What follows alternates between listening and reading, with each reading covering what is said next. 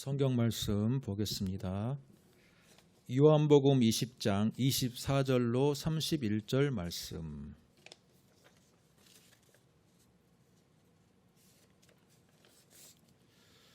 요한복음 20장 24절로 31절 말씀입니다.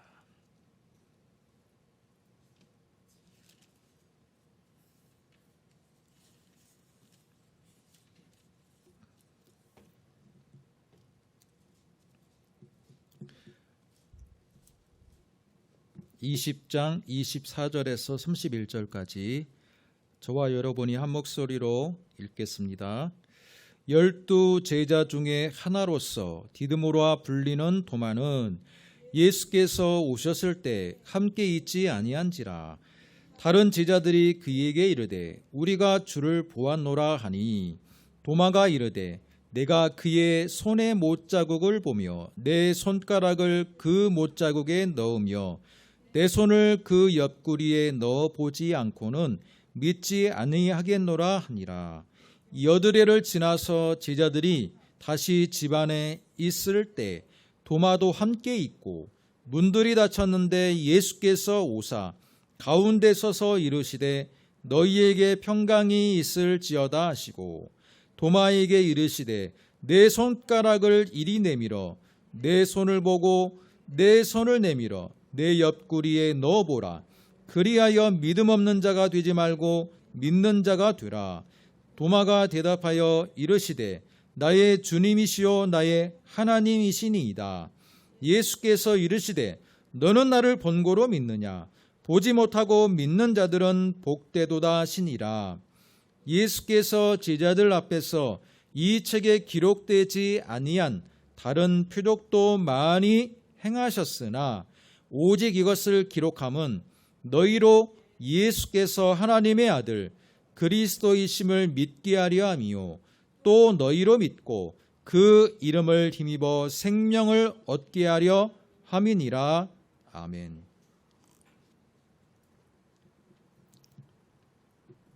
자, 오늘 요한복음 20장 24절로 31절 말씀을 가지고 도마의 신앙 고백이라는 제목으로 말씀을 듣도록 하겠습니다.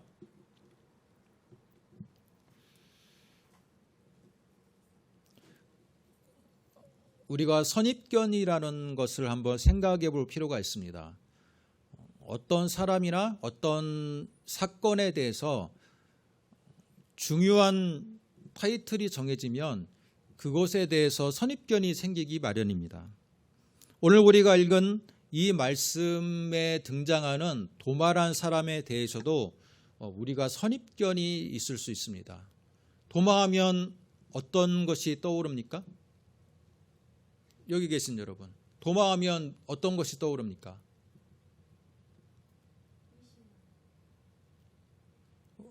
도마에 대한 찬양이 있죠. 의심 많은 도마처럼 물었네, 내가 주를 처음 만난 날.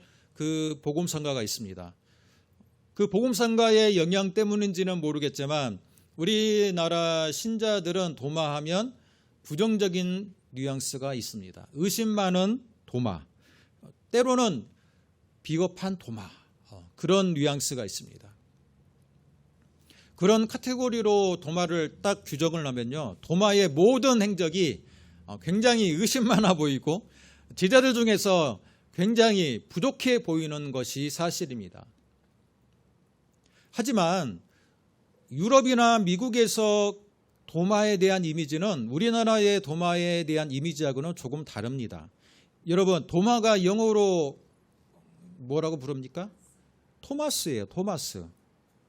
토마스가 바로 우리나라에서는 도마라고 불리는 거예요.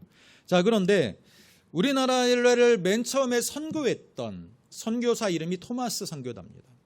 1866년 대동강을 따라서 우리나라에 첫 순교를 했던 사람, 그 선교사의 이름이 영국 출신의 토마스 선교사예요. 여러분은 기독교인이기 때문에 그 사실은 확실히 알고 있어야 돼요. 1866년에 토마스 선교사가 대동강을 따라서 예수님을 전하다가 순교했다라는 사실은 알고 있어야 될 겁니다. 뿐만 아니라 우리나라의 민족적인 영웅 안중근 의사의 세례명 또한 도마예요. 도마 안중근. 이처럼 토마스라는 이름이 서양에서는 그렇게 부정적인 뉘앙스를 갖지는 않습니다. 영국의 웹스터 사전에 의하면 이 도마를 어떻게 규정하고 있냐면 예수님의 부활에 대한 증거를 요구한 사도다라고 이렇게 규정하고 있습니다. 뭐라고요? 예수님의 부활에 대한 증거를 요구한 사도다. 그렇게 규정하고 있어요. 오늘 우리가 읽은 이 본문을 보면요, 예수님께서 부활 직후에 마가의 다락방에서 벌벌벌벌 떨고 있는 제자들에게 나타나셨어요. 부활의 증거를 가지고 나타나셨던 거예요. 그런데 그 제자들이 모여있는 마가의 다락방 공동체 속에는 누가 없었어요? 도마가 없었던 거예요. 성경은 도마가 왜 없는지는 정확하게 나오지는 않아요. 그러나 어찌됐건 명백한 사실은 예수님의 부활 직후 예수님의 첫 제자들에게 나타났던 그 사건의 현장에서는 도마가 없었다는 거예요.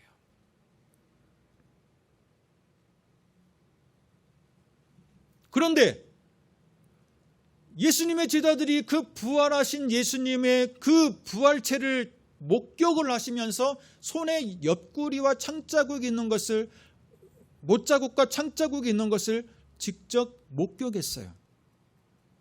그런데 나중에 도마가 딱 와보니까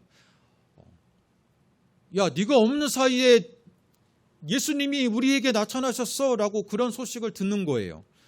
도마 입장에서는 어떻겠습니까? 여러분 같았으면 어떻게 반응했을 것 같아요?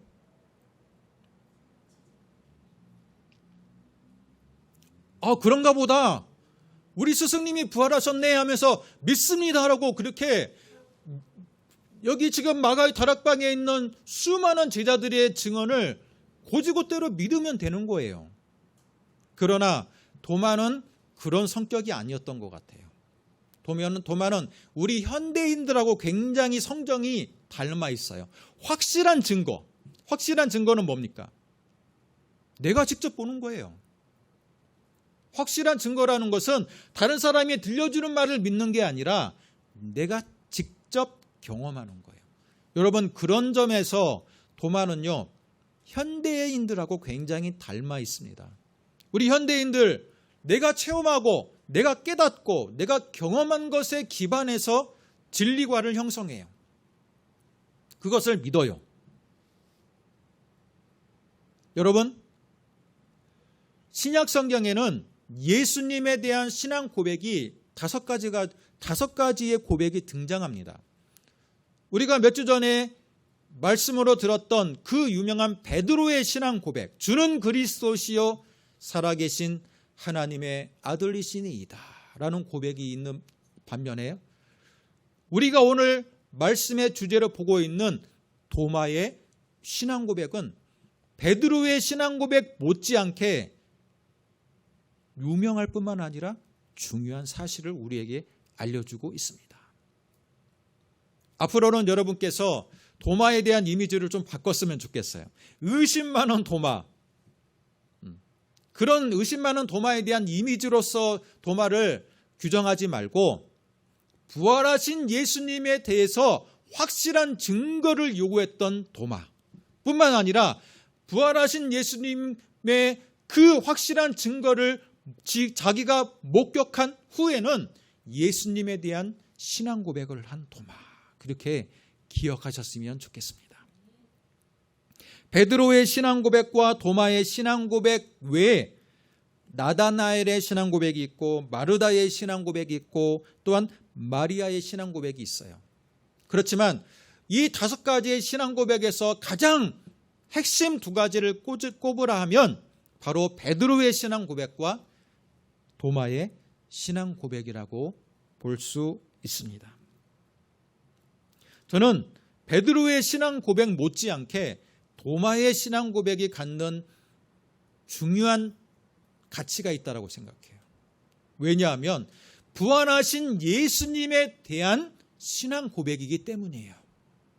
앞서 언급한 이 4사람의 신앙 고백은 예수님께서 부활하시기 전의 신앙 고백이에요.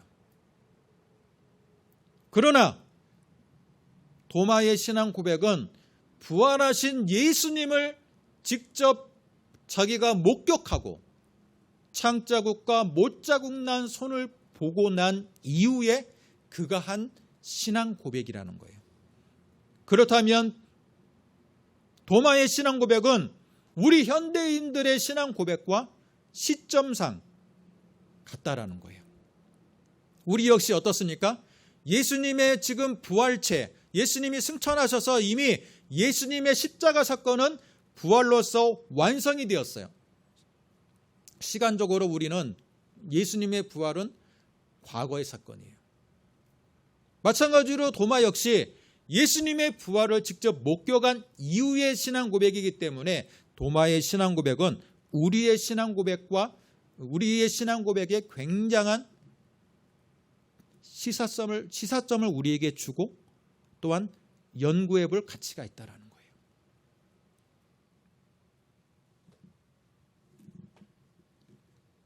혹자는 말합니다.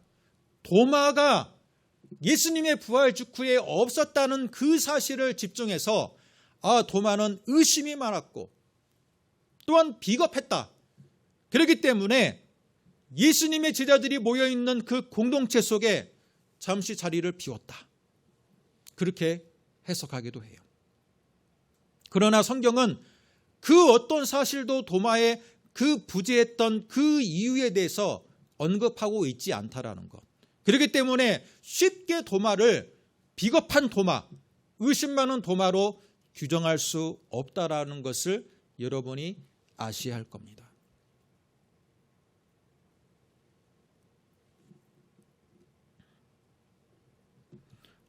어찌됐건 확실한 사실은 예수님이 부활한 직후에 도마가 없었어요. 그런데 며칠 후에 예수님이 다시 나타나십니까? 오늘 우리가 읽었던 본문의 말씀으로 들어가 보세요. 며칠 후입니까? 26절을 보니까 8일을 지나서라고 되어 있어요. 8일을 지나서 예수님이 다시 나타나셨는데 예수님은 다시 한번 부활체를 증거하기 위해서 나타났는데 그 2번째 나타났을 때는 초점이 누구에게 있어요? 도마에게 있어요. 도마에게 직접 예수님이 나타나셔서 확실하게 본인이 부활했음을 증거하기 위해서 예수님이 2번째 8회째 나타나신 거예요. 25절의 말씀은 뭐라고 말합니까? 우리가 주를 보아노라라는 그 제자들의 말에 도마가 나중에 와서 도마가 이르되 내가 그의 손의 못자국을 보며 내 손가락을 그 못자국에 넣으며 내 손을 옆구리에 넣어보지 않고는 믿지 아니하겠다. 여러분, 도마는 제자들의 말을 100% 신뢰하지 못하겠다라는 거예요. 내가 직접 경험해야지 내가 믿겠다라는 거예요. 그 말을 예수님이 들으시고 8회째 다시 나타나십니다. 그리고 8회째 나타나셨을 때는 예수님이 누구를 향해 있어요? 예수님의 그 시선이 누구를 향해 있어요? 너희에게 평강이 있을지어다 샬롬 하면서 예수님이 나타나셨는데 그 예수님이 2번째 나타나셨을 때 예수님의 시선은 도마에게로 향하고 계셨다라는 거예요. 도마에게 이르시되 내 손가락을 이리 내밀어 내 손을 보고 내 손을 내밀어 내 옆구리에 넣어보라. 그리하여 믿음 없는 자가 되지 말고 믿는 자가 되라 라는 거예요. 그럴 때 도마가 그걸 보고 도마가 뭐라고 고백합니까? 여러분 28절은 굉장히 중요한 구절이니까 저와 여러분이 같이 한번 읽어보겠습니다. 28절 읽겠습니다. 도마가 대답하여 이르되 나의 주님이시여 나의 하나님이시니이다. 나의 주님이시여 나의 하나님이십니다 라고 고백했어요. 그러자 예수님이 뭐라고 말씀하십니까? 너는 나를 본고로 믿느냐? 보지 못하고 믿는 자들은 복되도다. 우리에게 주시는 말씀이에요. 앞으로는 예수님, 부활하신 예수님의 몸을 볼 수 없는 그 이후의 세대들에게 마치 예수님이 이런 말씀을 주시는 것 같아요. 너는 나를 본고로 믿느냐? 보지 못하고 믿는 자들이 더 복되도다. 여러분, 그렇다면 도마는 예수님의 그 부활하신 그 몸의 창자국과 못자국을 직접 만져봤을까요? 만져보지 않았을까요? 오늘 본문의 말씀을 비추어서 여러분이 답변을 해 주시기 바랍니다.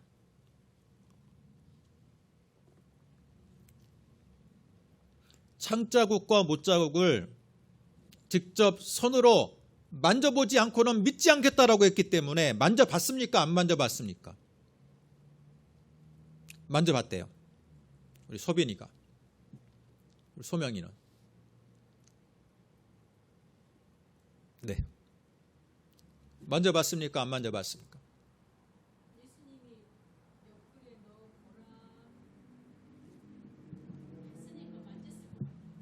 만졌을 것 같아요? 아니요. 예수님은 우리가 하나님을 만지면 죽지 않아요?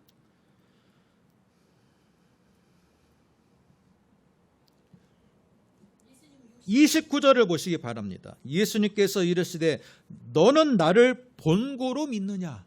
만약에 예수님이 도마가 예수님의 창자국과 못자국을 만졌다면 예수님이 뭐라고 표현했었을까요? 너는 나를 만져보고 믿느냐라고 했을 거예요.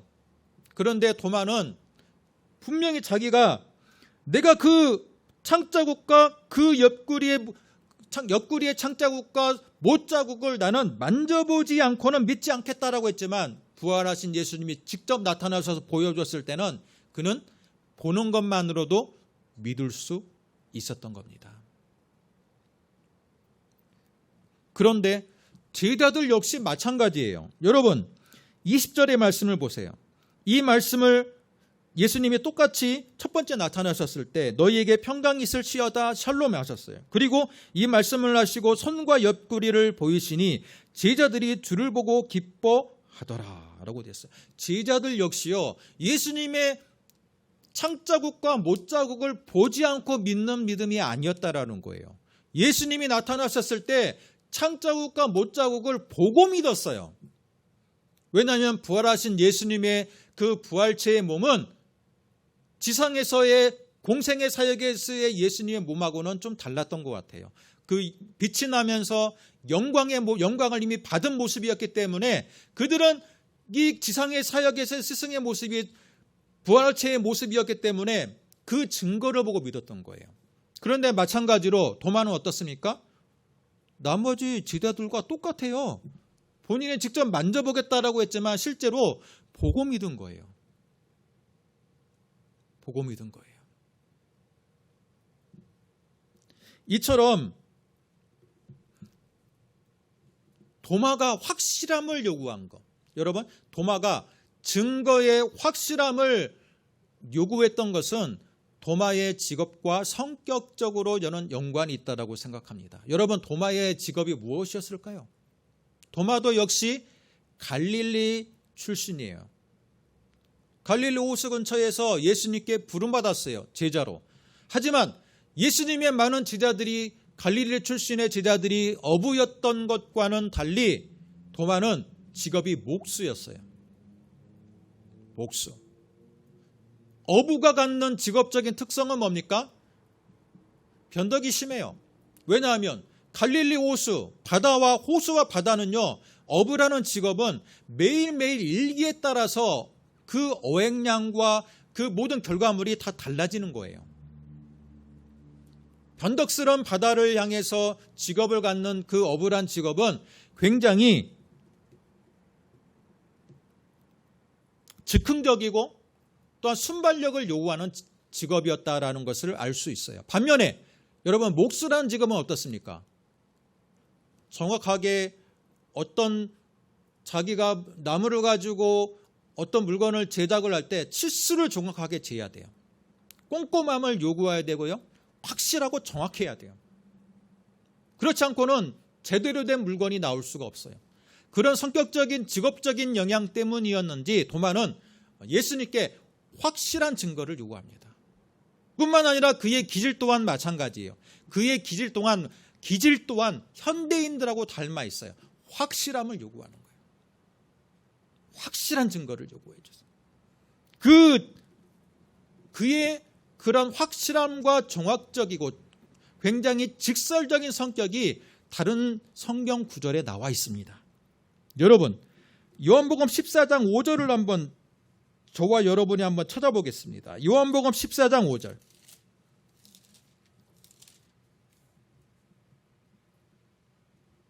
같이 한번 읽겠습니다. 요한복음 14장 5절. 도마가 이르되 주여 주께서 어디로 가시는지 우리가 알지 못하겠거늘 그 길을 어찌 알겠사옵나이까. 6절. 예수께서 이르시되 내가 곧 길이요 진리요 생명이니 나로 말미암지 않고는 아버지께로 올 자가 없느니라. 여러분, 이 굉장히 유명한 구절이죠. 내가 곧 길이요 진리요 생명이니 예수님이 본인을 그렇게 규정하는 세 가지로서 규정하는 이 중요한 구절에 누가 등장해요? 도마의 질문이 등장합니다. 그런데 그 질문에 앞서서 예수님이 뭐라고 하시냐면 내가 이제 곧 아버지의 나라로 돌아가야 되는데 그 돌아가는 그 나라에서는 내가 너희들을 위해서 거처를 예비하겠다라고 해요. 그런데 여러분, 아버지의 나라로 돌아갈 때 내가 너희들을 위해서 거처를 예비하겠다는 말이 제자들에게는 이게 무슨 말인지 잘 이해가 안 됐던 거예요. 도마만 이해가 안 됐을까요? 그렇지 않았을 거예요. 다른 제자들도 예수님의 지금 하는 말을 다 지금 이해를 못해요. 그런데 누구만 제 질문을 합니까? 다른 제자들은 그냥 예수님이 우리 스승님이 하시는 말씀이구나, 잘 이해가 안 되지만 그냥 다 침묵하고 있어요. 근데 그 침묵을 깨고 도마가 질문합니다. 주님, 주께서 우리가 어디로 가시는 그곳이 어딘지를 잘 모르겠고요. 또한 거기서 우리를 위해서 처소를 예비한다는 게 무슨 말인지를 잘 모르겠습니다. 그렇게 질문하는 거예요. 이걸로 볼 때 도마의 성격을 우리는 생각해 볼 수 있어요. 도마는 확실하게 우리에게 알려주세요. 직설적인, 모르면 모른다라고 직접 그냥 직설적으로 고백하는 성격이에요. 그렇기 때문에 예수님의 부활체를 제자들을 통해서 들었음에도 불구하고 내가 직접 봐야겠다, 이렇게 확실함과 직설적으로 이야기할 수 있는 성격이었던 거예요. 뿐만 아니라 요한복음 11장 16절을 보겠습니다. 자, 여러분 한번 찾아주세요. 요한복음 11장 16절.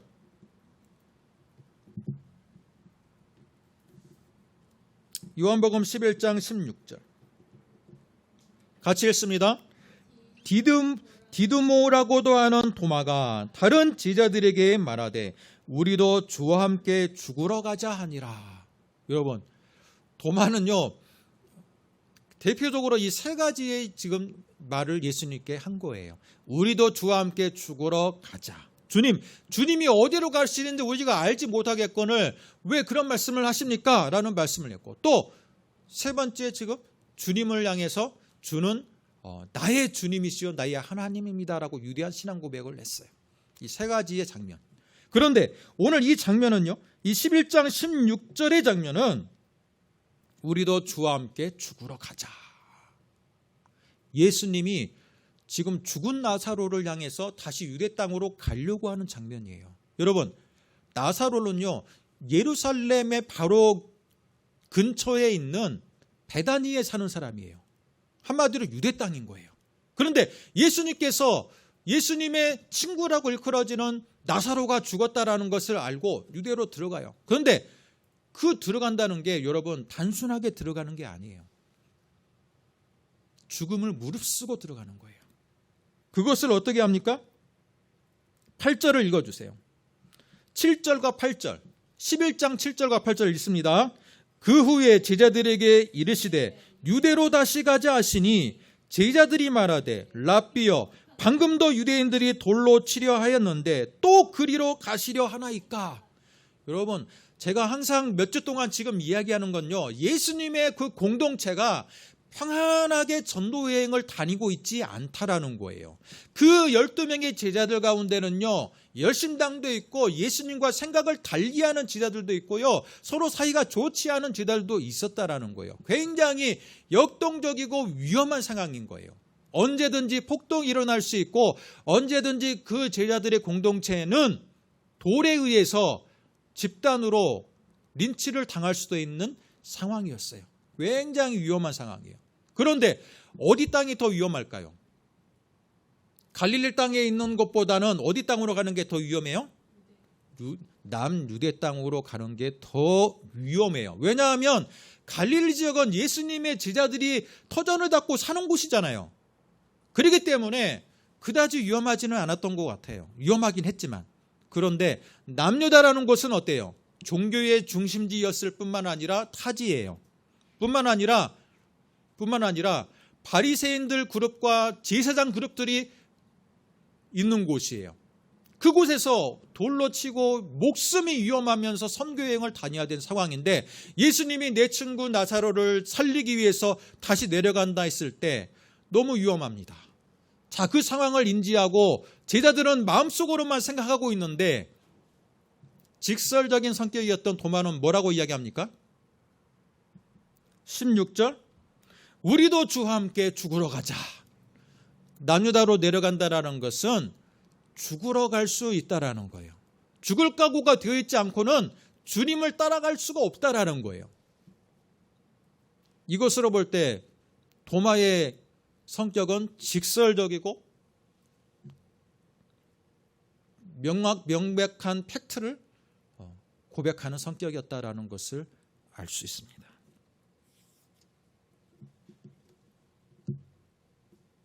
또한 우리도 주와 함께 죽으러 가자라는 도마의 저는 이 말은요, 그냥 하는 말은 아니었다라고 생각해요. 여러분, 말이 많은 사람이 아니었고 직설적인 성격이 있고 확실한 것을 요구하는 성격의 사람이 그것을 고백했다라는 것은, 우리도 주와 함께 죽으러 가자라는 것은 명백하게 상황을 인식하고 있다라는 거예요. 죽을 수도 예수님을 따르다가는 우리가 돌에 맞아 예수님과 함께 죽을 수도 있다라는 것을 명확하게 인식하고 있다란 말이에요. 그러나 나도 주와 함께 죽으러 가자는 것은 죽으면 죽겠다라는 결단이 담겨 있는 말이에요. 이런 걸로 볼 때 도마를 의심 많은 도마라고만 치부하기에는 도마의 이 고백의 가치는 굉장한 무게감이 있다라는 것을 여러분이 아셔야 돼요. 도마는 단순한 의심 많은 도마이고 비겁한 도마가 아니라 주와 함께 죽으면 죽겠다라고 고백했던 도마였던 거예요. 그래서 어떤 주석학자들은 예수님께서 부활한 직후에 도마가 없었다는 그 사실을 이렇게 해석해요. 우리도 주와 함께 죽으러 가자라고 했는데 실제로 죽었어요, 안 죽었어요? 결론은 우리의 스승 예수님이 죽었어요. 그러나 나는 죽지 않았거든요. 우리 제자들 그러면 죽지 않고 지금 마가의 다락방에서 벌벌벌 떨고 있어요. 밖에 나가지도 못한 채요.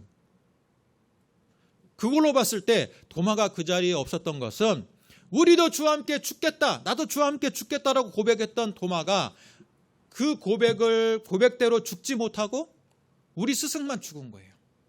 나는 죽지 않고 지금 내 생명을 유지하기 위해서 지금 이렇게 피신해 있는 거예요. 그게 너무나도 양심의 가책이 있어서 그는 제자들 그 그룹에 자기의 낯을 들고 있을 수 없었다라고 그렇게 해석하는 분들도 있어요. 저는 그것도 굉장히 설득력 있는 해석이라고 생각해요. 우리도 주와 함께 죽겠다, 나도 주와 함께 죽겠다라고 했으나 내 생명이 위협받는 현장에서는 피신했던 내 모습이 주님 볼 때 너무 부끄러웠던 것이다 라고 볼 수 있어요. 예수님이 그걸 알아요. 도마가 어떤 심정으로 그렇게 고백했는지를 아는 거예요. 그렇기 때문에 예수님은 8일째 되는 날 다시 한번 제자들에게 나타나서 도마를 만나기 위해서 나타나신 거예요. 내 손가락을 내밀어서 내 손을 보고 내 손을 내밀어 내 옆구리에 넣어보라. 그리하여 믿음 없는 자가 되지 말고 믿는 자가 되라. 도마를 만나기 위해서 예수님이 8일째 다시 오시는 거예요. 그러나 됐습니다, 주님. 보여주시는 것만으로도 충분합니다 라고 고백해요. 그러면서 도마가 다른 제자들이 그 장면에서 지켜보고 있는 그 장면 속에서 도마가 위대한 고백을 합니다. 나의 주님이시여 나의 하나님이십니다. 여러분, 나의 주님이라는 건 뭡니까? 주님, 나의 주님, 아도나이란 말이에요. 나의, 또는 헬라어로 큐리오스란 말이에요. 이스라엘 백성이요, 여러분, 출애굽 여호와의 이름이 알려진 것은 출애굽기 3장이라고 볼 수 있어요. 출애굽기 3장에서 모세가 하나님을 떨기나무 물꽃 가운데서 만났을 때 주여 누이시니까 나는 너의 야곱의 하나님, 아브라함의 하나님, 야곱의 하나님, 이삭의 하나님, 그러면서 나는 여호와다라고 계시하셨어요. 그러나 여호와라고 계시하셨으나 그 여호와의 이름이 나중에 출애굽기를 가보면 여러분, 출애굽기에서 10계명이 전달이 되는데 제3계명에 뭐가 있습니까? 내 이름을 망령되이 일컫지 말라. 그 규정이 지워지면서 이 여호와란 이름을 이스라엘 백성이 입에 담는 것조차도 굉장히 꺼려하는 일이 발생이 됩니다. 그래서요, 그 여호와란 이 히브리어 이름에 그 자음은 남겨놨으나 모음의 음가가 없어요. 그렇기 때문에 여호와 이름을 다른 이름으로 불렀어요. 왜? 여호와 이름을 망령되이 일컬을까 봐. 내 죄인인 내가 여호와 이름을 입에 담는 것조차도 너무 부끄럽고 창피하다라고 해서 이스라엘 백성은요, 그 여호와 이름을요 다른 이름으로 대체해서 하나님의 이름으로 불렀어요. 그게 바로 아도나이예요. 이 아도나이란 이름은요 주님이라는 뜻이에요. 나의 주님, 나의 주님이라는 뜻이에요. 그 나의 주님이라는 아도나이가 나중에 예수님의 신약성경 시대로 오면요 헬라어로 퀴리오스로 바뀌어요. 퀴리오스, 나의 주님. 그런데 오늘 말씀을 보면요, 이 도마란 사람이 나의 주님이시여 나의 하나님이십니다 라고 고백해요. 이건요 예수님을 그냥 나의 인생의 주인입니다, 또는 내가 의지하실 분입니다라는 그런 의미가 아니에요. 도마의 이 신앙 고백은요, 예수님의 부활하신 예수님 앞에 그가 한 신앙 고백은 바로 당신이 여호와 하나님이십니다라는 말이에요. 당신이 여호와의 구약의 여호와의 하나님이십니다라는 말이에요. 나의 주님이란 이 퀴리오스라는 말과 나의 하나님이 지금 두 번 지금 두 번 연달아 나온다는 것은요 같은 의미예요. 당신이 하나님이십니다. 나의 하나님이십니다. 여러분, 이러한 신앙 고백, 주는 그리스도시여 살아계신 하나님의 아들입니다 했던 그 베드로의 신앙 고백 못지않게 이 도마의 신앙 고백은요 지금 현대인들과 같은 시점이에요. 부활하신 예수님의 이후이기 때문에. 그죠? 우리하고 같은 시점인데 그 같은 시점에서 당신이 바로 하나님 그 자체이십니다. 구약의 여호와 하나님이십니다 라고 고백한 거예요. 그렇기 때문에 도마의 이 신앙 고백의 가치는요 굉장한 의미가 있습니다. 바로 우리에게도 직접적인 의미가 있어요.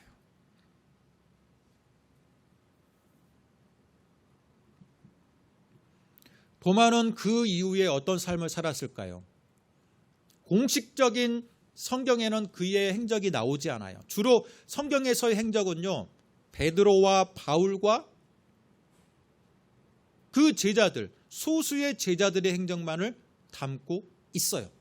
그러나 많은 전승들에 의하면 도마는요 지금의 이란 지역인 파르티아 지역으로 갔어요. 뿐만 아니라 파르티아 지역에서 인도의 북부 쪽으로 가서 그는 많은 사람들에게 예수님의 복음을 전하는 삶을 살았다고 그래요. 지금도 인도 땅에 가보면 이 도마 교회가 있고요. 도마의 마을 흔적이 남아있어요. 도마는 자기가 직접 경험하고 고백한 것을 그는 그대로 실천하며 살았던 제자였던 것을 우리는 알 수가 있습니다. 여러분, 이제 말씀을 정리하겠습니다. 우리도 역시 도마와 함께 예수님의 부활한 이후의 삶을 사는 제자들이에요. 그런데 우리가 예수님을 바라볼 때 그냥 나의 인생에 도움이 되시는 분, 나의 목자이신 분, 나의 주님이신 분, 나의 인생에 내가 그냥 따라가야 될 분으로 그렇게 예수님을 생각하십니까? 도마의 신앙 고백을 생각해 보시기 바랍니다. 당신이 하나님 그분 자체이십니다 라고 고백하는 우리의 믿음이 고백이 되었으면 좋겠습니다. 또한 우리는 역시 도마와 같이 증거를 요구하는 믿음의 사람이 되어야 돼요. 뭐라고요? 증거를 요구하는 믿음. 증거를 요구하는 믿음. 자, 우리에게 도마와 같이 증거를 요구하는 믿음은 뭡니까? 우리가 도마와 같이 증거를 요구하는 믿음. 다시 한번 예수님이 지금 부활하신 예수님의 몸으로 나에게 꿈이나 환상을 통해서 나타나 주세요라는 게 증거를 요구하는 믿음입니까? 많은 믿지 않는 사람들이 그렇게 말해요. 나에게 부활한 예수님을 보여줘라. 내가 믿겠다. 그렇게 말합니다. 뭔가를 보여주라는 거예요. 뭔가를 보여주거나 체험하게 해달라. 그러나 여러분, 이제는 현대인의 우리의 관점으로 증거를 우리가 예수님께 요구한다면 어떤 증거를 우리는 가지고 예수님을 믿어야 될까요? 어떤 증거를 가지고 예수님을 우리는 믿어야 될까? 나는 예수님을 꿈에서라도 만나보지 못했기 때문에, 음성으로라도 듣지 못했기 때문에 예수님을 난 증거를 받은 게 없다라고 생각하는 게 우리의 상식적인 믿음입니까? 그게 아니라는 거예요. 우리는 사도들의 명백히 예수님을 만나고 경험했던 그 제자들의 기록이 담겨 있는 복음서와 서신서를 갖고 있어요. 그 서신서가 하나도 틀림없는 예수님에 대한 기록임을 우리는 믿는 사도들의 전승의 기초에, 믿음의 전승의 기초에서 그것을 확실하게 팩트로 믿는 믿음이에요. 그게 바로 예수님, 말씀이 예수님의 못자국과 창자국인 거예요. 그것을 우리는 가감없이 믿는다면 우리는 예수님의 못자국과 창자국을 보고 믿는 믿음이 되는 거예요. 여러분, 말씀이 믿어지십니까?